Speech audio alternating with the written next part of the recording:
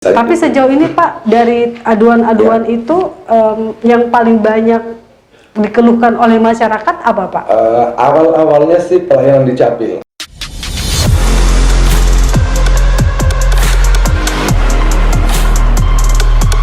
Insya Allah semua untuk memudahkan masyarakat Kota Kendari.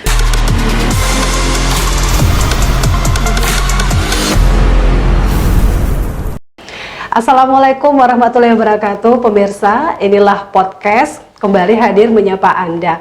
Dan perlu kami informasikan bahwa inilah podcast bekerja sama dengan Sultra TV. Dan seperti biasa kami akan membahas beberapa tema yang menarik atau tema yang lagi update di tengah masyarakat kita. Dan saat ini kami sudah bersama dengan Bapak Fadlil Suparman, Kadiskominfo Kota Kendari. Kita akan banyak berdiskusi bersama beliau seperti apa progres pelayanan publik di Kota Kendari. Jadi tidak ada pilihan lain bagi pemerintah untuk bisa beradaptasi dengan memberikan pelayanan berbasis digital di tengah masyarakat. Dan kita sapa dulu tamu saya hari ini. Assalamualaikum Pak Fadlil. Waalaikumsalam warahmatullahi wabarakatuh. Iya.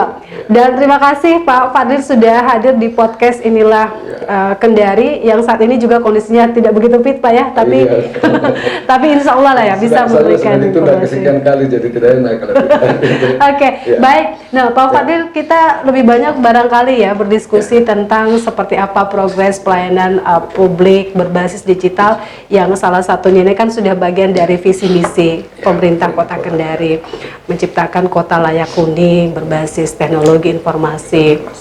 Oke, nah sejauh ini Pak, bagaimana adaptasi pemerintah dari cara-cara konvensional kemudian menjadi pelayanan berbasis digital? Iya, jadi Dinas Kominfo salah satu tugas pokoknya itu adalah bagaimana membantu OPD-OPD lain dalam hal mempermudah pelayanan kepada masyarakat. Memang untuk apa istilahnya perpindahan ataupun merubah yang darinya yang manual itu ke sistem digital ini butuh waktu. Kami juga sadari itu. Ya, mungkin termasuk kami juga belum siap secara utuh, secara 100%, tetapi paling tidak dari sekian banyak OPD yang ada sekarang ini itu memang diharuskan ataupun mungkin dituntut untuk bisa memberikan pelayanan berbasis digital. Okay. Dan kita berusaha sekira semampu kami untuk bisa menunjang ataupun mendukung OPD-OPD tertentu dalam hal pelayanan ini. Pelayanan ke masyarakat. Okay.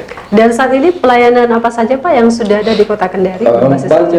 Banyak, utamanya pelayanan-pelayanan yang dilaksanakan di pemerintah kelurahan, kemudian di Dinas Kependudukan Pencatatan Sipil, baik itu di Dinas Capilnya sendiri maupun di UPTD-nya, karena di situ kan ada banyak sekali layanan-layanan kependudukan, termasuk juga dukungan-dukungan ke OPD-OPD lain, misalnya dalam hal websitenya, PTSP misalnya, penanaman modal dan pelayanan terpadu satu pintu dengan MPP-nya maupun pelayanan publiknya, itu dukungan penuh juga dari Dinas Kominfo dalam hal sistem antriannya untuk pendaftaran di mall pelayanan publik itu. Oke, baik. Nah, kalau kita bicara tentang pelayanan berbasis digital itu tidak hanya aplikasinya saja Pak ya, tetapi kan ada sumber daya lain yang harus diperhitungkan. Betul. Selain sumber daya manusianya, kesiapannya, kemudian infrastrukturnya, kemudian dari sisi budgetingnya. Nah, bagaimana mengenai hal itu Pak? Ya, alhamdulillah sih kami di Kominfo mungkin dengan segala keterbatasannya, OPD-OPD yang menggunakan layanan itu kan mereka tidak tahu itu sampai ke dapur-dapurnya seperti itu. Mereka tahunya aplikasinya disiapkan misalnya atau websitenya kami buatkan, tetapi kan di belakangnya itu butuh orang-orang yang harus standby di situ. Kemudian dari segi prasarana juga, taruhlah misalnya semua jenis layanan yang kami beri dukungan ke OPD-OPD itu, dukungan untuk menjaga keamanannya, untuk prasarananya semua di Kominfo. Okay. Ya, walaupun kami juga sebenarnya terbatas, tetapi alhamdulillah kita juga disupport dari Kementerian Kominfo dalam misalnya penyediaan servernya. Kita juga di kantor juga ada sih server fisik yang ada. Tapi yang terpenting yang kami juga jadi kendala sampai hari ini itu persoalan sumber daya manusianya. Sebenarnya sih kalau di daerah-daerah lain yang dari sisi dukungan anggarannya besar, itu tidak ada masalah, mereka tinggal cari tenaga-tenaga ahli, barangkali konsultan atau apa. Ya kalau di kami sih hanya memanfaatkan tenaga-tenaga yang ada di situ.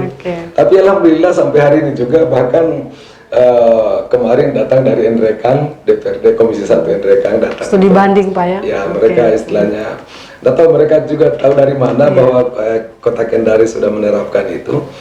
Ya, alhamdulillah mereka juga belajar di kita, apalagi daerah-daerah di wilayah Sulawesi Tenggara itu alhamdulillah beberapa juga sudah datang. Berarti terjawab sudah, Kota Kendari mendapatkan penghargaan Pak ya dari sisi pelayanan berbasis digital dari Kementerian Kominfo Pak ya? Kalau dari kementerian sebenarnya ini lebih kepada pendekatan kami dalam hal istilahnya, kami ini terbatas dari segi prasarananya kan. Jadi alhamdulillah Kementerian Kominfo juga membuka ruang untuk itu gitu. Jadi kami pengelolaan penuh kami dipinjamkan gitu dari Kementerian Kominfo. Ya, luar biasa sekali. Kita memberikan apresiasi. Tetapi kalau bicara tentang plan berbasis digital, ini kan sebenarnya penggunanya tidak hanya internal dari pemerintah kota, kan ada SPPD elektronik ada e-budgeting dan lain sebagainya Pak. Tetapi juga kan yang harus dipikirkan bagaimana masyarakat ini bisa beradaptasi, meninggalkan pola-pola lama dan juga kembali ke plan berbasis digital. Nah, masalahnya Pak, kita kan punya karakteristik masyarakat yang berbeda-beda. Nah, bagaimana dengan hal itu? Sebenarnya masyarakat kita ini ternyata, kalau kita melihat sekitar hampir 1 tahun terakhir ini kita coba pelan-pelan mengedukasi masyarakat ya.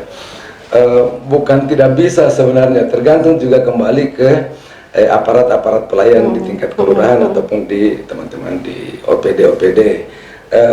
Memang kalau mau diikutkan maunya semuanya mau serba manual, di situ juga ada potensi hal-hal yang negatif. Memang tidak akan pernah bisa selesai. Kami selalu mendorong ya baik itu dari aparatnya maupun masyarakat untuk senantiasa menggunakan aplikasi ini. Di sini banyak sekali kemudahan-kemudahan yang harus persoalan masyarakat kita siap atau tidak siap, harus siap. Mereka pasti belajar karena mereka kan butuh entah surat-surat administrasi ataupun layanan-layanan lain. Jadi saya kira masyarakat malah boleh dilihat mungkin di komentar-komentar warga sekarang, mereka sangat mengapresiasi, sangat mendukung dan akan berusaha. Tadi Pak Fadil sempat mengatakan ada hal-hal yang tidak diinginkan. Nah, hal-hal yang tidak diinginkan yang dimaksud itu apa Pak? Banyak hal, jadi namanya juga kalau istilahnya pelayanan itu masih tatap muka seperti ini, ya mungkin persoalan dari segi budget, dari segi angka pembiayaannya, dari segi ya apa saja lah bisa terjadi. Atau misalkan yang dimaksud kalau dia secara pola lama itu kan kecenderungan untuk ada pungli, gratifikasi itu jauh lebih besar begitu Pak ya? Itu yang kita justru layanan-layanan yang berbasis digital seperti ini, semangat awalnya memang menghindari kontak antara pelayan dengan yang dilayani, sehingga sudah pasti bebas biaya, 0 rupiah. Karena kan sekarang masyarakat, taruhlah contoh misalnya di pengurusan surat-surat keterangan di kelurahan, masyarakat sekarang kan tinggal main buka di HP saja. Ya adminnya di kelurahan itu tinggal kalau sudah persyaratannya sudah lengkap apa semua, jadi memang tidak ada ruang lagi untuk misalnya Pak Lurah atau Pak Camat ya. Kalau Pak Camat memang kita belum masuk secara ini. Kebanyakan di kelurahan karena hampir semua layanan kita yang administrasi itu putus sampai di tingkat kelurahan. Tidak ada lagi ruang untuk bermain di situ, masyarakat sudah pasti. Apalagi masyarakat juga tidak perlu harus jauh-jauh ke kantor lurah, keluarkan biaya transportasi atau apa. Ini kan kalau Pak Fadlil tadi jelaskan cukup banyak aplikasi Pak, ada Jari, kemudian ada Laika, itu untuk diakses masyarakat, kemudian ada di PTSP dan lain sebagainya. Itu kan banyak sekali. Kenapa kemudian tidakkah ada inisiatif barangkali Pak dari Kominfo untuk membuat satu portal website saja, tetapi sudah terintegrasi dengan Laika, sudah terintegrasi dengan pelayanan-pelayanan lainnya. Akhirnya masyarakat tidak harus butuh banyak aplikasi di smartphone mereka begitu Pak. Sudah seperti itu. Iya, kita new Laika itu kan apa ya? Kalau bahasa sini kan rumah. Ya. dalam rumah itu di situ semuanya sudah di situ. Ya carinya lah, bahkan kita sekarang sudah meluas sampai di instansi-instansi vertikal pun juga. Terakhir ini kepolisian minta supaya gabung di situ juga. Padahal saya bilang, kepolisian kan punya apa itu call center berapa itu, hanya katanya tidak efektif Pak itu call center itu. Kadang-kadang masyarakat suka main-main, tapi kalau melalui aplikasi Laika itu dia tidak bisa, karena ketika dia melapor itu akan tercatat nomor WA-nya, akan tercatat malah nick-nya, karena kan masyarakat ketika masuk dia harus input kependudukan. Jadi datanya jelas. Kan yang jadi masalah ini Pak, semua data masyarakat itu kan terekam secara digital. Artinya yang diharapkan adalah keamanan data-data masyarakat Kota Kendari. Jangan sampai misalkan ada hackers yang membobol data itu. Nah, dari sisi keamanannya gimana nih Pak? Jadi kalau untuk Laika, aplikasi New Laika ini ya, kalau kan yang di dalamnya situ semua sudah termasuk. Untuk sistem keamanan, insya Allah saya kira ini kami bisa pastikan bahwa itu kalau mau masuknya dari Laika ya, ini sistem keamanannya kita juga cukup bagus, berlapis malah di situ banyak hal kita bisa atur untuk mengamankan, memproteksi itu. Yang lain kalau misalnya si hacker misalnya dia masuk dari sisi lain, kan ada juga itu yang melalui, apalagi belakangan misalnya dari pendaftaran registrasi nomor kartu itu di luar kami. Tapi kalau misalnya dari sisi aplikasinya kami di pemerintah kota, utamanya yang di Laika ini, insya Allah itu bisa kami pastikan. Tapi tetap memberikan pelayanan secara manual Pak kepada masyarakat. Kan kalau kita melihat coverage area masyarakat kita kan masih ada yang belum terjangkau. Ya, itu bisa kembali ke masing-masing kelurahan. Kalau memang kondisinya misalnya seperti Abeli Dalam taruhlah ya, yang gangguan jaringan, atau di beberapa kelurahan yang memang kalau dia gunakan itu, ini kan kembali ke persoalan tanggung jawab Kominfo juga sebenarnya, bagaimana bisa menjangkau seluruh wilayah Kota Kendari ini dengan layanan internet. Tapi kalau misalnya terkendala dengan itu, ya kita juga masih beri toleransi bahwa untuk sistem manual, tetapi sedapat mungkin sebenarnya kita harus menggunakan digital. Bahwa misalnya itu tadi kendala-kendala sifatnya teknis begitu, itu jadi untuk evaluasi kami. Tapi tetap ada opsi bagi masyarakat, tetapi di area yang tetap saja black spot misalkan. Hanya kan begini, kadang-kadang juga kondisi itu dimanfaatkan oleh teman-teman pelayan di kelurahan untuk sebenarnya mempertahankan kondisi zona nyaman untuk tetap bisa tatap muka seperti ini. Itu yang kita berusaha kita sudah turun kontrol di masing-masing. Kita kan ada bisa pantau misalnya kelurahan A, layanannya misalnya kok rendah sekali begitu. Apa masalahnya, kami turun cek. Yang dimaksud rendah itu apa Pak? Pelayanannya sedikit yang mengakses begitu ya? Yang masuk di sistem ini. Kebanyakan malah bukan persoalan bahwa di situ tidak ada jaringan, tetapi memang indikasi bahwa memang ini ada keengganan juga dari pihak pemberi layanan untuk menggunakan aplikasi ini. Nah, ini yang kita dorong terus, jangan begitu, kita gunakan aplikasi yang ada gitu. Nah kalau kita bicara tentang layanan berbasis digital Pak, tadi Bapak mengatakan bahwa masih memberikan ruang bagi kelurahan misalkan untuk bertetapan langsung memberikan pelayanan, khusus di daerah mungkin yang sulit dijangkau oleh akses internet. Nah, sejauh ini ada data statistik Pak yang bisa diinformasikan ke masyarakat bahwa dari 400.000 penduduk Kota Kendari itu sudah berapa yang mengakses pelayanan digital? Memang sih kami di Dinas Kominfo itu ada sistem monitoring istilahnya. Semua jenis layanan yang di bawah pengendalian ataupun pengawasan di Kominfo itu, dalam hal ini di e-gov, electronic government, di salah satu bidang di Kominfo, itu bisa kita pantau seberapa misalnya masyarakat yang sudah menggunakan layanan di electronic government ini. Ada data yang kita ini mengakses e-government Pak ya. Oke. Dan ini berbagai jenis layanan sih yang ada di Kota Kendari. Gitu. Ini ada data Pak ya, total pengguna 43.000, kemudian yang aktif, nah laki-laki, dari seluruh jumlah penduduk Kota Kendari Pak keseluruhan. Nah tadi Pak Fadil mengatakan bahwa bisa memantau misalkan jumlah masyarakat yang mengakses Laika. Nah itu gimana? Apakah juga dalam aplikasi ini ada juga? Ada. Jadi kan nanti kalau kita masuk di dashboardnya, misalnya taruhlah kita mau lihat kelurahan. Di kelurahan ini tinggal kita pilih kelurahan mana, itu bisa langsung ditahu. Oh ternyata taruh contoh kita cari misalnya Abeli, apa ini kelurahan Abeli ya. Kita cari kelurahan Abeli. Kelurahan Abeli langsung tergambar statistik berapa yang berurusan hari ini di Abeli, berapa yang selesai, berapa yang dalam proses, berapa yang ditolak. Ditolak karena misalnya tidak lengkap administrasinya, berkasnya, persyaratan. Karena memang ini juga namanya layanan digital begini, karena tidak ada tatap muka, tidak ada verifikasi berkas antara pelayan dengan yang dilayani, sehingga memang kami ketat dalam hal verifikasi berkas. Tapi kan berkas juga yang dimaksud itu paling ya fotokopi KTP, kartu keluarga, kayak gitu. Oke, berarti Pak bisa kita cek Pak ya masing-masing dari semua kelurahan, 65 kelurahan, termasuk juga UPTD Capil, misalnya Capil Kecamatan Mandonga ya.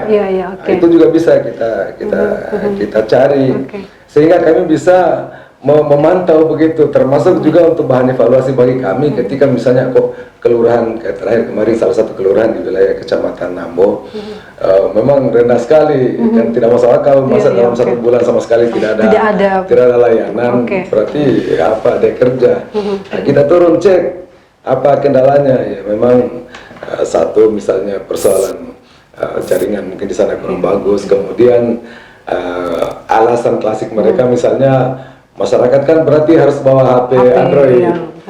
Saya bilang kalau itu sih mungkin juga bisa kita maklumi sedikit, tapi jangan semuanya karena persoalan itu.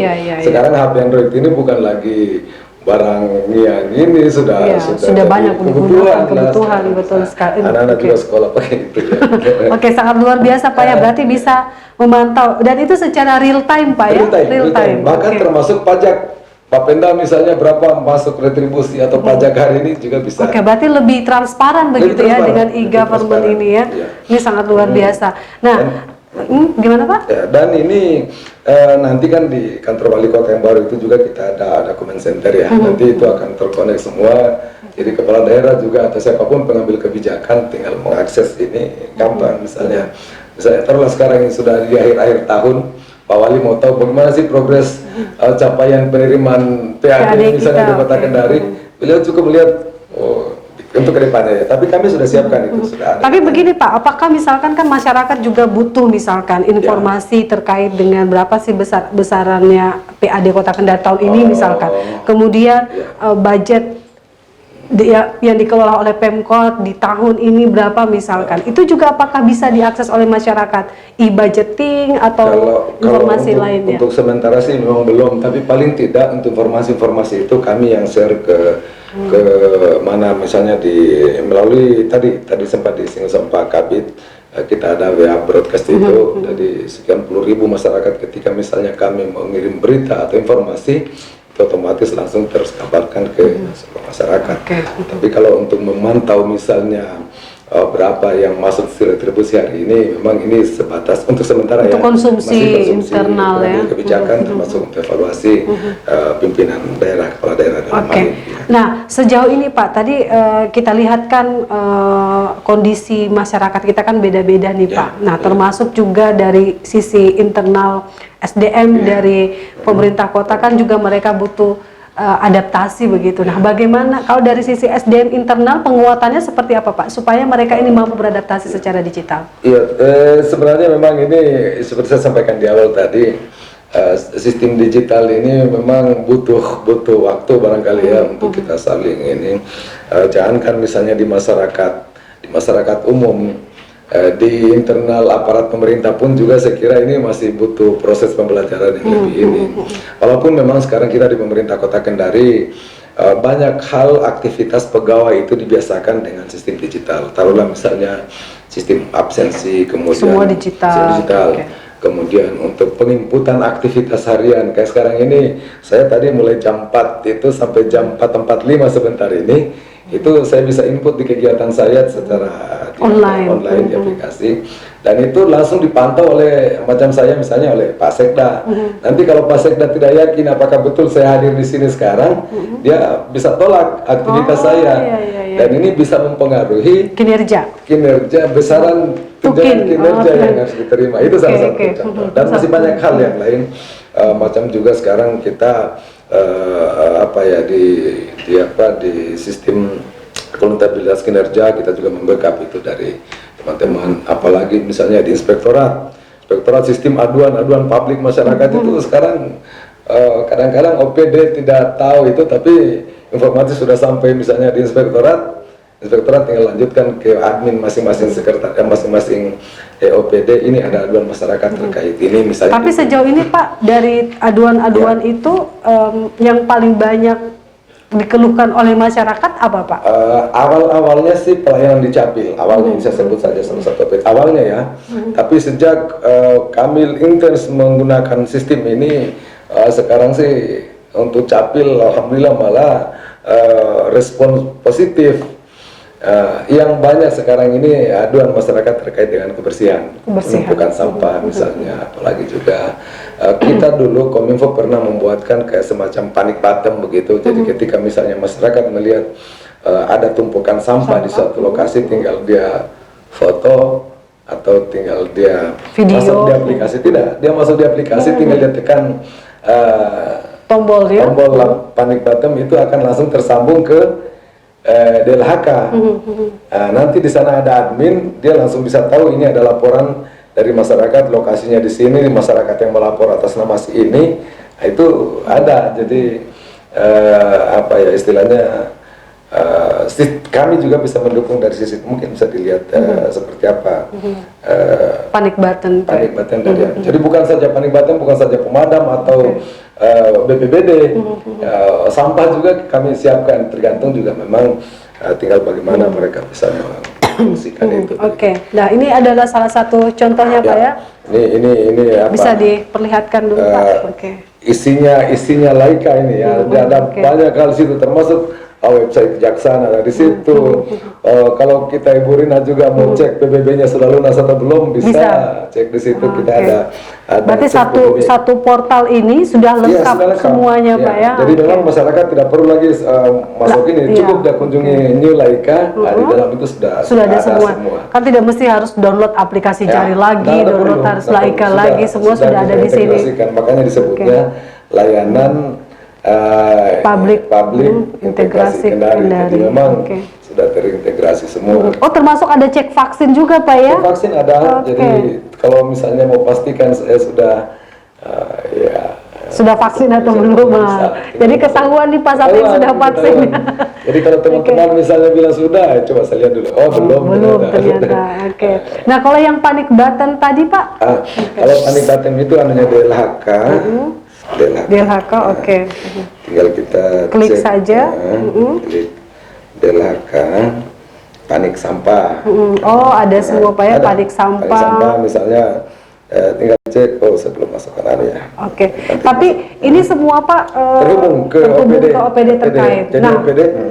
Dan selanjutnya adalah bagaimana identitas masyarakat yang mengadu atau yang memberikan informasi terkait dengan pelayanan publik dan lain sebagainya. Apakah itu dijamin kerahasiaannya? Sebenarnya kalau dia mengadu terkait sampah, terkait misalnya ada apa-apa di ada pejabat yang terima, itu pasti malah inspektorat ya memang untuk bahwa dia maksudnya tadi kalau untuk terkait sampah ya, nggak usah, itu memang harus evaluasi buat kami. Nggak boleh saya misalnya tugas di DLHK terus ada Ibu Bu Rina misalnya melapor, masa ini.